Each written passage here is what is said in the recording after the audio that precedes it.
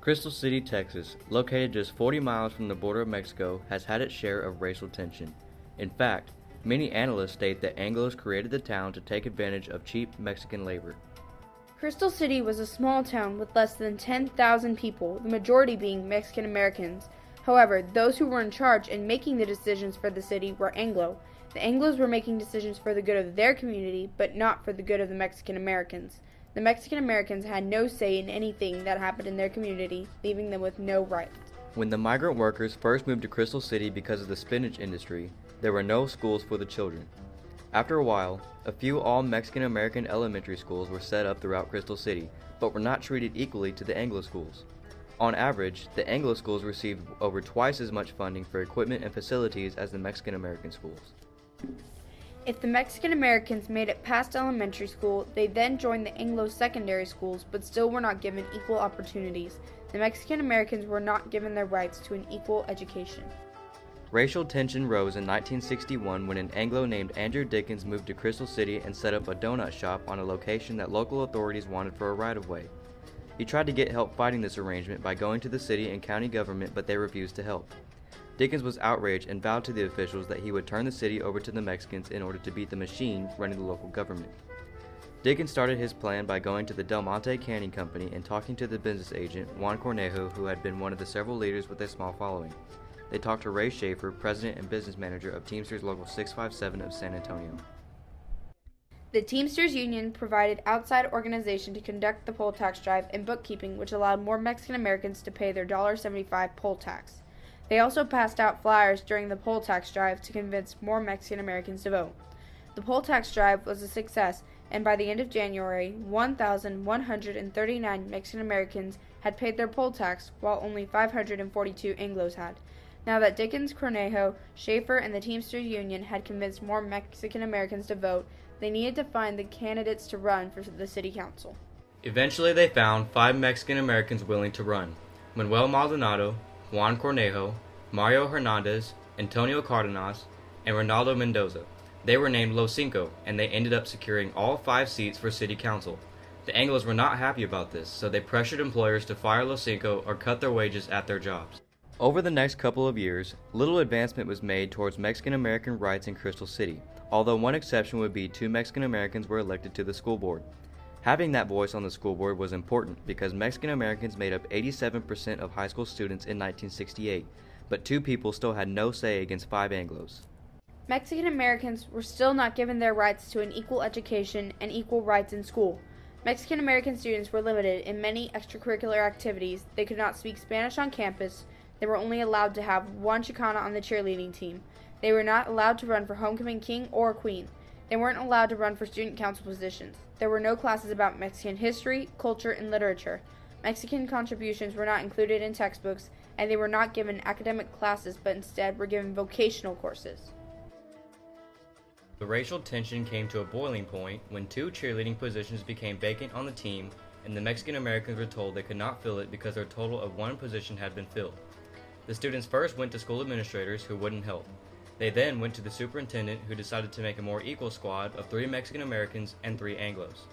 The Anglo parents protested, so the school board nullified the superintendent's changes and added that any student that went against or questioned the rules would be expelled. Originally, I think it was the fact that some of us wanted to be allowed on the cheerleading squad and we were not allowed to. Basically, there was an unwritten rule at the school that out of the 4 cheerleaders, only 1 could be Hispanic. The other 3 were Anglo, even though we were about 85% of the student body. But that's just the way it was. That's just the way it always was. Student leaders Severita Lara, Diana Aguilera, and Mario Trevino took their concerns to the school board. The school board dismissed their concerns by not even allowing the students to speak. That there are things that you can do to break the school rules, but yet those school rules were not right and were not proper, or they were violating our rights as students. Jose Angel Gutierrez, an activist, understood that school boycotts deprive schools of public funding based on average daily student attendance. I was born and raised in Crystal City, so I knew what the kids were talking about. It was only a 6-year difference between when I graduated from high school And the time I came back to organize this walkout, the things were the same. We were made to sit in the back. We couldn't speak Spanish. We were called names, corporal punishment. If you spoke Spanish, they'd whip your butt or give you 3 days suspension. And, all kinds of things. It was an era of segregation and total prejudice against Mexicans all over South Texas. Jose Angel Gutierrez was a founding member of the Mexican American Youth Organization, or MAYO. This organization had been involved in 39 walkouts prior to the Crystal City Walkout. Knowing that a walkout would lose momentum during the summer months, Gutierrez advised the students to wait until fall. Spurring parents and students into action, Gutierrez helped stage a boycott on December 9, 1969.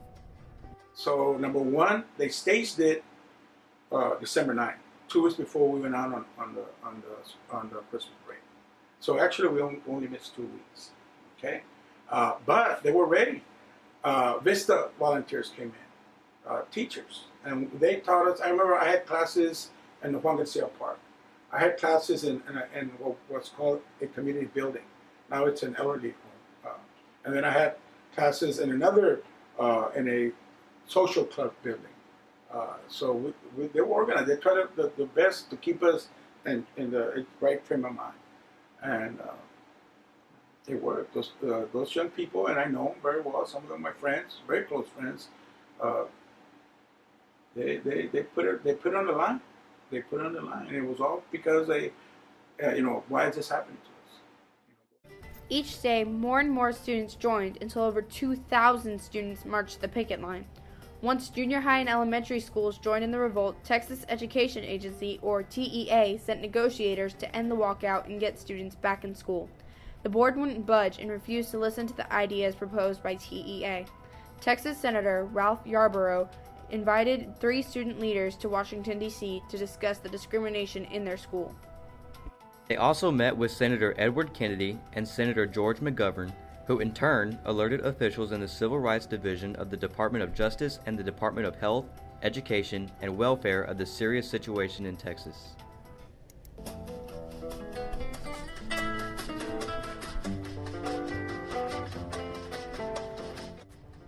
Overwhelmed by the student pressure, the school board finally held a hearing. The following demands were presented by the students. All elections concerning the schools, such as class representatives, cheerleaders, twirlers, most handsome, beautiful, etc., will be elected by the student body. The grades of students eligible for National Honor Society must be posted on the bulletin board well in advance of selection. No other favorites should be authorized by school administrators or board members. We want immediate steps taken to implement bilingual and bicultural education for Mexican Americans. We want any member of the school system who displays prejudice or fails to recognize, understand, and appreciate as Mexican Americans our culture or our heritage removed from Crystal City's schools. Teachers shall not call students any names. Our classes should be smaller in size to ensure more effectiveness. We want a free speech area plus the right to have speakers of our own. Being civic-minded students, we want to know what is happening in our community. The dress code should be abolished. We are entitled to wear what we want. We request the buildings open to students at all times. We want a Mexican American counselor fully qualified in college opportunities. And so much more. On January 9, 1970, majority of student demands were reluctantly granted. That spring, Mexican American candidates swept the school board and the city council election. With the student walkout still fresh on their minds, Mexican Americans under the leadership of Jose Angel Gutierrez organized their campaign strategy and founded La Raza Unida Party. They rallied enough support to capture 3 places on the school board.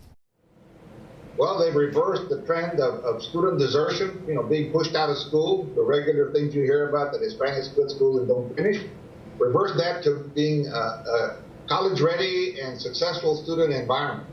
After we took over and made some changes, 91% of our graduating classes were going to college. Within 2 years, the school's faculty, principals, and superintendents reflected the Mexican American majority. Crystal City Walkout remains a high point in the history of students fighting for their rights. It was the school's responsibility to give Mexican American students an equal education, and the students realized that. They fought and protested for what they believed in.